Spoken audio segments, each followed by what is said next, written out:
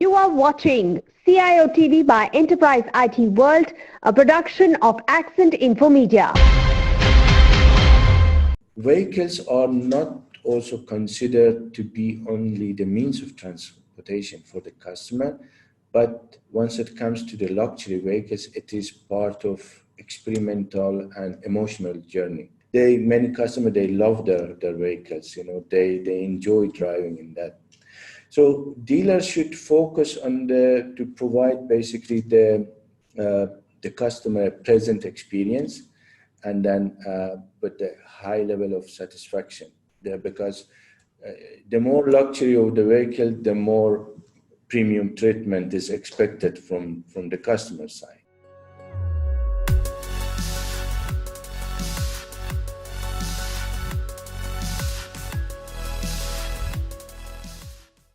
Ladies and gentlemen, welcome to CIOTV.live, a production of Accent Info Media and a sister concern of Enterprise IT World, which is a CXO magazine and dominant player in South Asia and Middle East and Africa.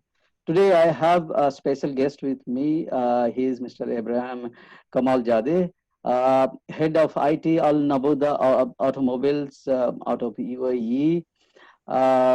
His specialty is he's into automotive retail industry, a professional of IT and a leader with 27 years of proven track record of implementing and managing complex IT projects in various industries, majorly automotive, manufacturing, general trading, and hospitality. He has worked with executive management of the enterprise to establish business transformation, vision, and lead the technological development.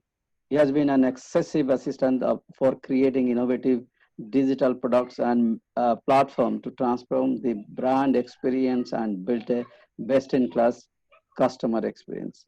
In his illustrious career of 27 years, he has received many accolades, and the recent one that he has won is the COVID-19 Superhero Technology Awards for his achievements, for his ability to manage, monitor his infrastructure, and giving safe working place to his co-workers.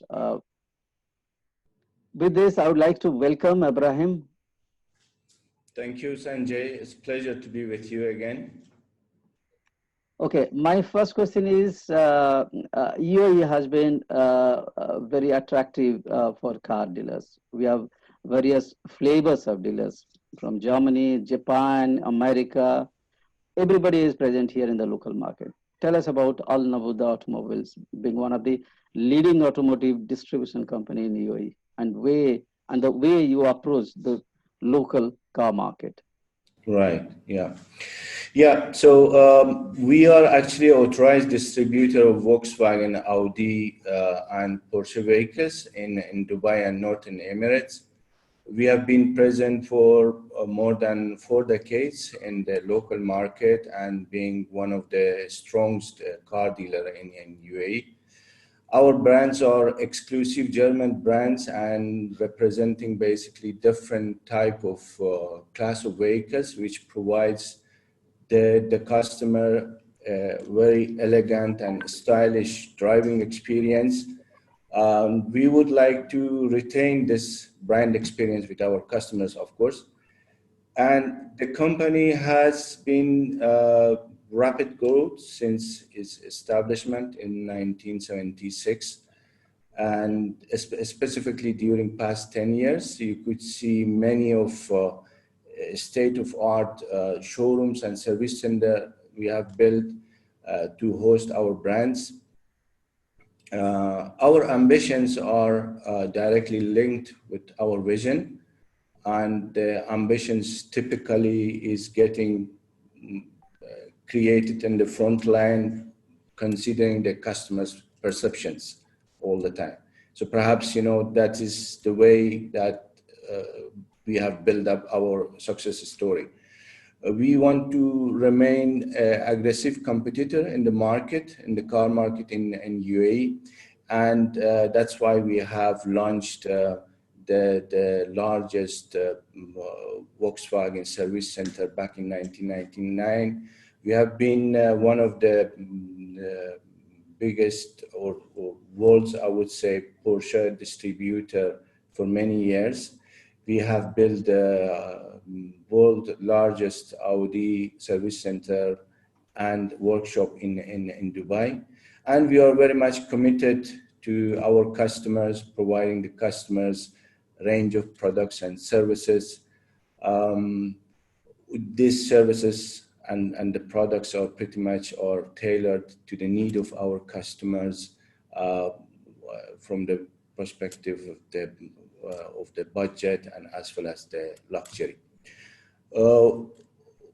To have a better communication with our customers, we keep training our workforce. Obviously, one type of training is from the OEMs, which is more related to the technical knowledge transfer, but as part of our education program, we are keeping scaling up basically our employees' knowledge, especially those who are facing and then they're at the front line of the communication with the customers. We do very much believe in improving our communications because perhaps unlike of many industries, once the car is delivered to the customer, then the relation basically we are building with the customer and the vehicle for a long period of time. It is not something that you leave it. So you have to keep communicating with your customer for years. So, and that's required really just to enhance and improve the communication if you would like to remain aggressive in the market so that the customers will fall back to you for any kind of products again. As part of our digital journey, we look into digitizing of the products because the digitizing of our products is one part of the transformation basically, and we allocate good number of budgets on yearly basis. We do believe in bringing more and more innovations to the market because we believe that that's the only way of staying ahead of the rest of the competitors in the market and remodeling of our business in terms of the agility and having a customer-centric approach. Mr. Ebrahim, how many branches you have and vis-a-vis how many IT workers are there who are, or overall workers are there? I mean, workforce is there whom you are, or the IT is serving? Yeah, so we are in terms of we are all together 1,000 plus at this point of time, and I'm talking about the UAE and Northern Emirates. We have around 12 showrooms and 9 service centers across the UAE, Dubai and Northern Emirates. Yeah. All right. On the onset of the COVID-19, it would have been difficult to manage these 1,000 people. Everybody needs these days. Everybody use some sort of handheld device to service the customers. So, how have you managed, the entire operation of yours? What has been your enterprise strategy to adapt to the COVID-19 situation? Yeah, so obviously once this was very sudden, disturbance to absolutely every business, which we have seen. The employees' health and safety, obviously, it goes first and above everything. We have what we have as the first measures. What we have taken, basically, we have taken out the customers from the front line. Immediately, we have kept basically all the rules and regulations we have followed as per the UAE laws and regulations. Because if you see, the pandemic has changed the life of millions of people across the world, and then it has all of a sudden disrupted every part of the business. And obviously, we had to work all of a sudden in different way. And during that period of time, obviously the customers or consumer sentiment has been shifted, because their expectation is also getting diverted in terms of receiving the products and the services. And this has been, generally speaking, resulted in creation of new norms. The new norms is typically is built around or formed around the infections, because we don't know how long this is going to continue and will be with us. It could be also, this could be repeated after 5 years, 10 years, or 20 years. So the whole mindset is changed towards having some kind of contactless communication versus, continuing with the touch-based interfaces. So that is the whole concept. Now, to implement the new norm, obviously, then you have to look, I think people, they have to look into their digital business strategy, because they have to, if they want to be more competitive in the market. And technology, I would say, is not the only factor that we have to look into that, because there are many other factors which playing a role, like defining a proper strategy and roadmap for the company, and as well as the leadership is also one of the important factors in implementing this. So translating to our business, as I said previously, perhaps you will hear me a couple of times repeating it, communication. Yes, it is very important to us. So translating this to our business, I think we are looking into easing the communication with our customer, because of the fact that we are going to be a longer period of time with the customer, but the vehicle has been sold out to our customers. And then looking obviously to have contactless services. Now, for that reason, we look for, as part of our strategy adaptation, we look into video messaging system. This is one of the areas that we are currently very seriously looking into that. This is a different way of communication, of course. We do believe that this technology provides us extra turnover, and on the same time, increases the customer satisfaction as well. So obviously, this can be implemented in sales and after sales. It's going to fit very well in the sales environment once we are talking about the customer journey in our showrooms. The customer doesn't require to come to our showroom, but then all the communication and the exchanging of information is going to happen through the video communication. The customer can be provided with the product information, interior design, the technical spec of the vehicle using that video messaging. On the after sales, also from other side, it is also an important element. Once the service advisor basically is talking to or communicating with the customer, in case of any kind of failure it is in the vehicle, they can make the video, or even the one receiving of the vehicle, once they do the walk around test of check of the vehicle, they can, for the recording purpose, they can make that one. So no, this you see is increasing the transparency of the information with us, and then that will avoid any kind of ambiguities and misunderstanding at later stage, because this type of events is occurring in the automotive business, So other element of strategy adaptation, we are talking about to have some kind of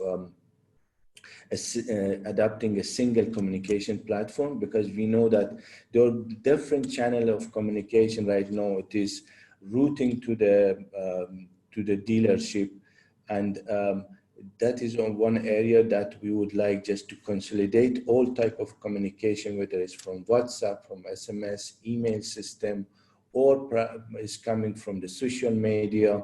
So it's consolidating and aggregating to one hub of communication, so that those communication is getting recorded and attached to the customer profile to, do the analysis at later stage and then retrieve it on need basis. And finally, I would say as our one of our strategy adaptation is we are seriously looking into the on the cloud, just to take our the core services, major core service, core operations is with us, is hosted with us. But during pandemic, we have learned that this is can be at any point of time, it can be disturbed our business, which brings damages to our business. So of course, core business application is not something easy that you can hand over overnight to someone. There are many issues around that, like the privacy, because of especially information of the customer, which is eventually we have collected and then we are accountable for that. So we have to understand where it is getting hosted and what would be the retention period of that. So the cost is also one area that we have to look into that. I think although we are willing to do that, but then there are also many elements once it comes to the core business application handovering to someone else. We would like just to think twice and then look into all the aspects before we take the steps of hosting our services to outside. Yeah. Right. Mr. Ebrahim, many of the organizations have pushed back their workers, IT workers, to work from home on remote location. Even those experts, those who are with you, they have been said that you go to your own native place, work from home also. So what percentage of workers are from home, and how are you managing? Security has been a challenge of late during these times. And something or other breaches happen, or the worms are getting inside, phishings are taking place. Every day I'm getting news globally. So how have you kept your system immune, the periphery and the endpoint also, from the end user computing devices as well? Yeah. So now the concept of working from home, definitely, I think during past few months, it came very seriously to the table. And then many companies, they have looked into that, especially IT companies, they have looked into that. And a couple of days back, I was talking to someone, and then I came to know that there was some big, basically, ERP project. Actually, they have rolled out by remotely, it was very surprising to me, how it is possible, because ERP solution typically, it takes lots of interactions, lots of configuration is required. Yeah, so in many aspects, I think this is doable, it's possible, but looking, for example, to our business, a bit situation is different, because Absolutely. we have to receive physically the vehicle, the customer has to bring the vehicle to us. The repair job cannot be done, remotely. And at this point of time, I think the technology is also somehow immature to take the office entirely to home. Yeah. So there are many issues around working from home, definitely. And I think there are some of the aspects are not technical. These are cultural and principle elements which are playing an important role in between. You have to think about that once the employee wants to work from home, there could be the social interaction with the housemate, and the available workspace at work is also an important factor. So the role of the team leader and the managers are not that continuously they're following the employees, but then it has to be, in fact, the objective has to be defined by the team leaders or the managers, and this simply has to be followed. So for that reason, I think some aspects like self-organizing, self-managing, these are the soft skills that the employees it has to be trained to. Otherwise, it will be absolute failure to my understanding, you know. To me, work, we cannot at this point of time take the work entirely to home, but I'm now thinking a kind of hybrid approach. So that depends on the business. For example, perhaps the flexibility would be more in terms of IT companies, but for us, we are talking about the back office. Should perhaps we can take it, to home operation, but the front office people who are facing the customer, they have to do the repair job is very much inevitable, you know, so it has to be performed here in our workspace. Looking to the working from home, once you're taking the information system and you're trying just to remotely connecting to the office, definitely there are some additional risk to that, you know, and this, I think, risk strategy for every company, it has to be tailored, depends on the threats that they are facing. How, for example, that could be, you know, on high risk, once we are talking about the banking solution, because we are talking about the financial implications. So the risk, the security strategy, obviously it has to be looked into that from the risk management perspective, and just to see what are the risks attached to that. So once you're taking work from home, definitely it has to reflect on the information security program of the company by looking into the aspects like data leakage protection, for example. Very much it has to be implemented, because the employee typically they have more flexibility on you know, just handling the information once they're operating from home. And the people, they can be motivated in different way. It can be, you know, in financial motivation. It can be also for entertainment, basically, you know, by sharing that information with someone else. How often we have seen that people in the healthcare, you know, that perhaps they're looking into someone's record, some celebrity's record, for the, you know, sake of interest, basically, purely, not anything else. So it can be motivated the employees in different ways. So those are the aspects that has to be looked into. That, for example, once we have worked from home, here we have implemented also two-factor authentication, just to have one extra layer of the security. To answer your question, yes, at this point of time, we have something about less than 2 digits of our workforces working from home. And there is a flexibility of, coming, you know, to home, because in some cases, definitely there has to be a split between the home and the workspace. Yeah.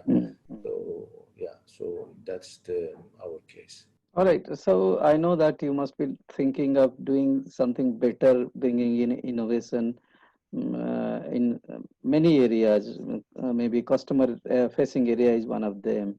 So you must be thinking of how to roll out certain projects where the customer experience becomes better and social distancing also maintained. Till now, we are not we haven't got rid of any the situation, and also we do not know how long it is going to continue.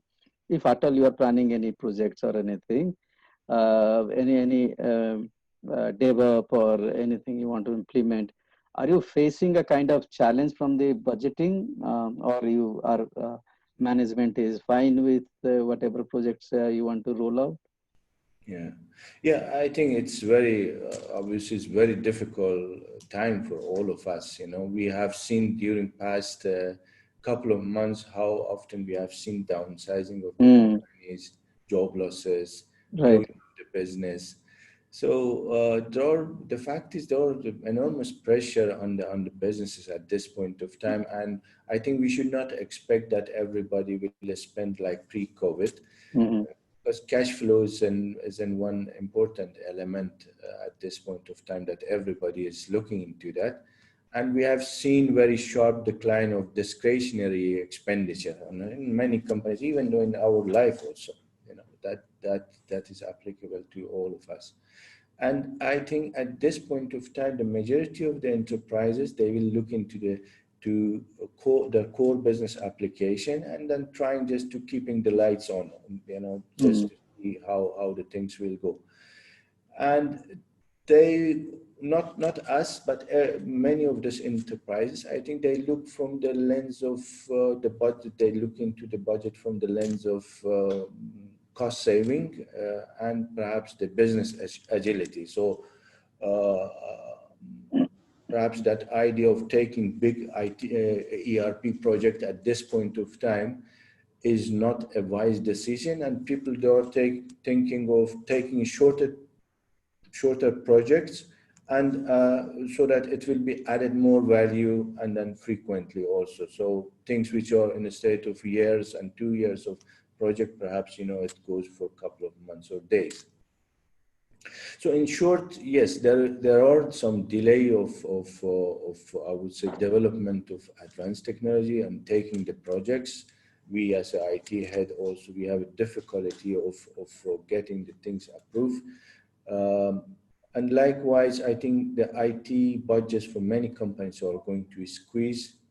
Big vendors, IT vendors, they will definitely at this point of time, they will see delay and the postponing of the IT projects, definitely. But on the same time, I think the budget for the IT in each and every industry is not the same. Perhaps, we will see that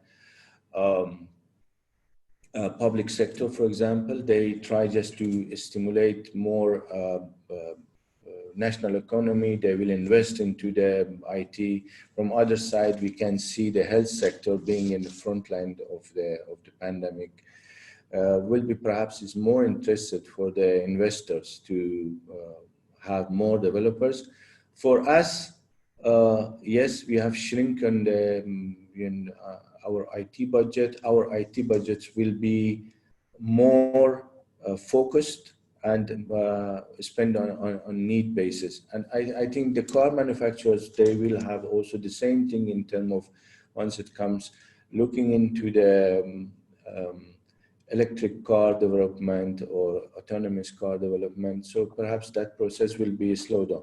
But post-COVID, I think the situation definitely will change, and then we will see that many the new innovative projects is going to revoked and then comes to the table. We will see that the cash flows hitting the market, and then development of smart solutions will start again. Okay. So the last question I'm coming to you is that every organization, every kinds of business have got their own system, own enterprise application, enterprise system. So similarly, for your kind of business, it is the dealer management solution, DMS, a very abbreviated name. So there is a change in the technology, change in the way the consumption of technology happens, the work culture is coming. So with the change in the background technology, how DMS is evolving? Yeah. What is the way forward? What are the new things coming in the DMS? What are the additional features happening into it? Yeah, DMS. I think DMS is one definitely is a kind of ERP system, like any other sector, but it's typically something for automotive business. This software application in the typical scenario, it caters all operations of the dealership, and I would say specific to this software is the wide range of interfaces that you will have once we are talking about the DMS, because DMS has to have a interface with the, for example, factory applications to test the vehicle, to pull out the technical spec of the vehicle, the systems which recommends which parts should go if that particular failure is going to happen, the parts catalog, the warranty information, you know, and you know that this warranty, many vehicles are having international warranty. So if the vehicle is moved from one country to other country, it has to be, that information should be available to other dealer as well. So then from other side, then you have the communication channels, the things which are coming from the SMS, interface to the SMS system, WhatsApp, social media. Then you have one more layer of the communication once it comes to the voice. I mean, in the contact center, because, you know, the agents, they have to pull out the customer data and then recommend the customers. So you can see there are various range of interfaces should be there once we are talking about the dealer management system. The automotive business by itself, it's a complicated business from the time that, you know, the vehicle has been delivered, and basically the relation is formed between the car, the dealer, and the customer, and that will continue for years and years. And then we have to, all these communications, all the failure, it has to be recorded, because customers comes back to us many times, you know, during this, if you think about in 4 to 5 years of average time. So vehicles are not also considered to be only the means of transportation for the customer, but once it comes to the luxury vehicles, it is part of experimental and emotional journey for a customer. Yeah, so there will be some kind of bounding between the customer and the vehicle. So many customers, they love their vehicles, you know, they enjoy driving in that. So dealers should focus on to provide basically the customer a pleasant experience, and then with a high level of satisfaction there, because the more luxury of the vehicle, the more premium treatment is expected from the customer side. Yeah. So in achieving all of this, DMS plays a very important role indeed in this, because at the end of the day, it will be a box which everything goes in, and then you're going just to retrieve that information anytime. So okay, now if the DMS is going to develop by one particular vendor, especially with today's rising technology, that technology is going so developed so rapidly in very short period of time, things that we know today, you know, 6 months later is perhaps going to be obsolete, or maybe in some cases the technology takes totally different direction.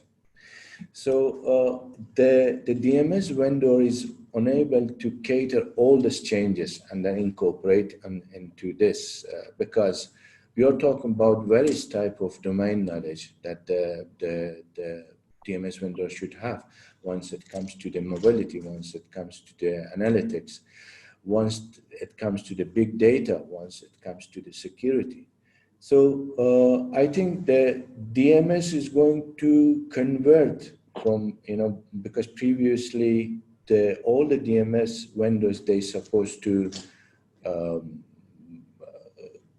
developed and adding extra module inside the application. I think in very near future, the whole concept will change, and the DMS becomes a kind of a platform, open platform, opens the gate to other application by providing a layer of the interface. Okay. Where this interface basically establish a handshake between the DMS and external applications, just to have all type of services on board and then connecting to this.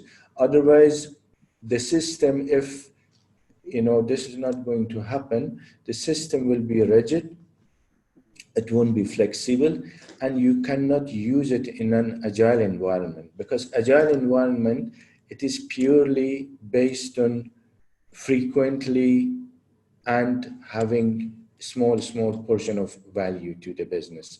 A dealer cannot wait for years and years to have some kind of functionality to provide the customer with some kind of benefits. So this time it has to be shrinked. And then I think once it comes to any new technology, it has to be given to the company who is expert into that and let them develop this one and then talking to the DMS. All right. Thank you very much, Ebrahim. Pleasure talking to you once again. Thank And you. stay safe wherever you are. Right. Thank you. Thank you.